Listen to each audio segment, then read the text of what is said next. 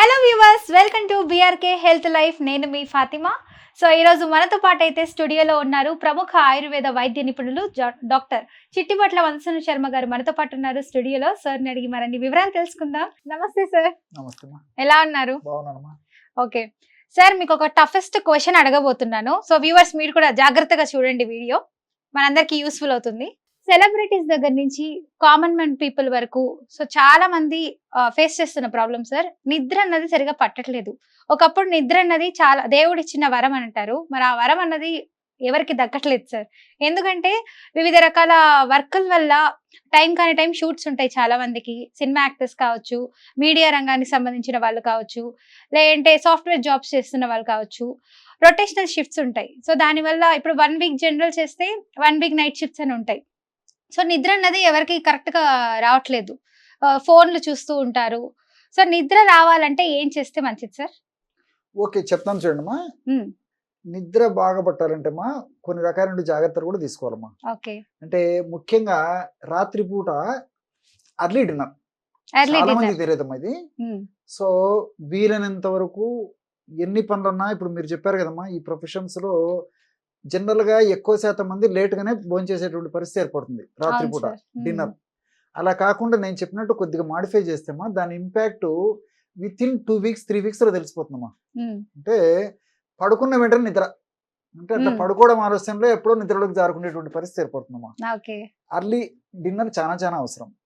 So ఎన్ని పనులు ఉన్నప్పటికమ్మా 6:30 7 o'clock లోపల డిన్నర్ ముగిచ్చేసారు. 6:30 7 లోపల డిన్నర్. సో తర్వాత మౌత్ లాక్. సో పొద్దున వరకు మౌత్ ఓపెన్ చేయకూడదమ్మా. ఓన్లీ నీళ్లు మాత్రమే తాగాలి. నీళ్లు కూడా అవసరం ఉండదమ్మా. నీళ్లు కూడా అవసరం లేదు. రాత్రి కొద్ది గొప్ప తాగొచ్చు తప్ప వాటి కూడా అవసరం ఉండదమ్మా.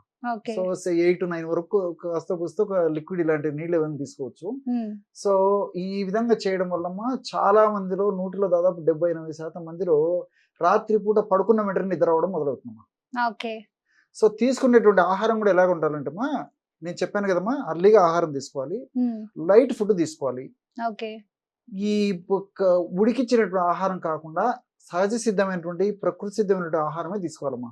అంటే ప్రకృతి మనకి ఇచ్చినట్టు తీసుకునేటువంటి పద్ధతిలో ఎప్పుడైతే మనం ఆహారాన్ని మనం సద్వినియోగం చేసుకుంటామో అప్పుడు చల్లగా నిద్ర వచ్చేస్తుంది, ప్రశాంతంగా నిద్ర వస్తుంది, కంటి నిండా నిద్ర వస్తుంది, పడుకునే వెంటనే నిద్ర వస్తుంది.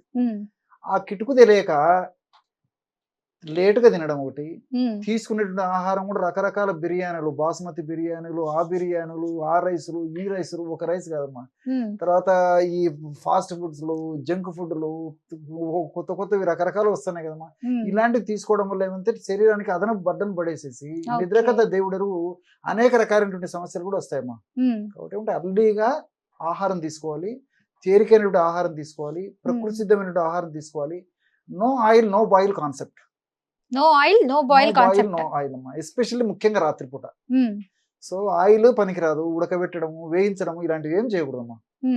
లేకుండా ప్రకృతి ఇచ్చినట్టు తీసుకోవడం వల్ల మంచి ప్రయోజనం చేకూరుతుంది.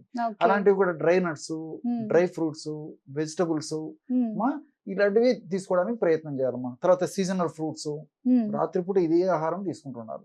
సో ఇలాంటివి తీసుకోవడం వల్ల సర్వసాధారణంగా నేను చెప్పాను కదమ్మా, ఎక్కువ శాతం మందిలో టయానికి నిద్ర వచ్చేస్తుంటుంది. ఇది జనరల్ గా.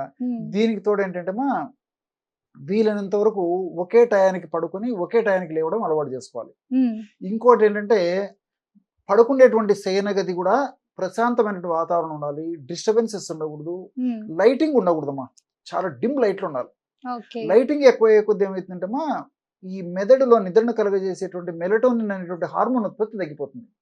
ఎప్పుడైతే మెలటోనిన్ అనేటువంటి హార్మోన్ ఉత్పత్తి తగ్గిపోతుందో నిద్ర రాదమ్మా.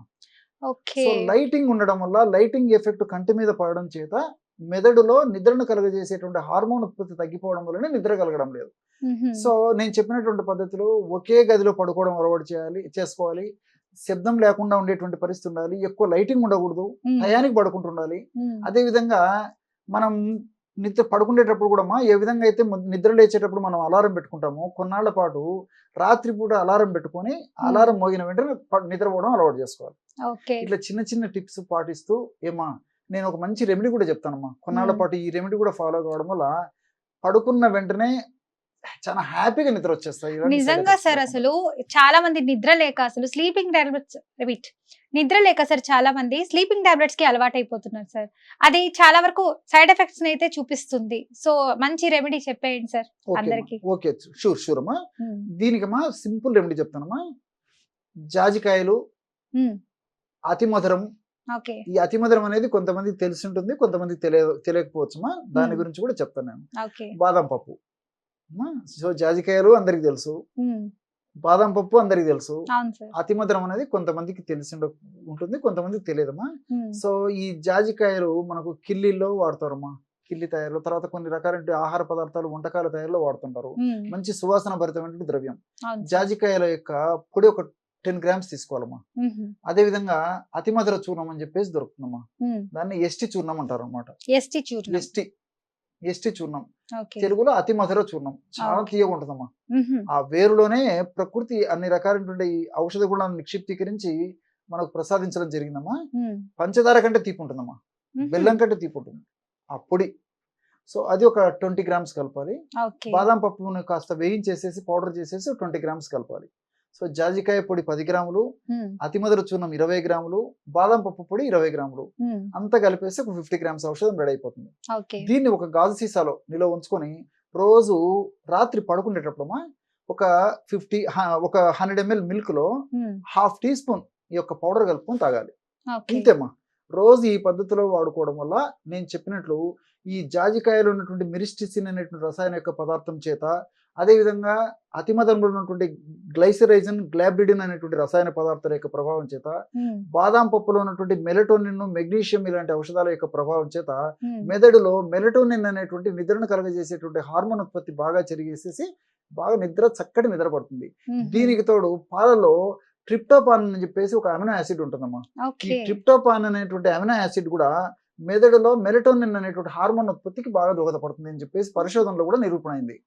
సో క్షేమదాయకంగా ఉంటుంది, నేచురల్ గా ప్రకృతి ప్రసాదించినటువంటిది కాబట్టి ఎలాంటి సైడ్ ఎఫెక్ట్స్ ఉండవు, అన్ని సైడ్ బెనిఫిట్స్ ఉంటాయి. కాబట్టి కొన్నాళ్ల పాటు కావాలంటే ఇది వాడుకుంటూ నేను చెప్పినటువంటి జాగ్రత్తలు పాటించడం వల్ల భవిష్యత్తులో మరి ఈ నిద్రకు సంబంధించినటువంటి ఇబ్బందులు ఉండవు.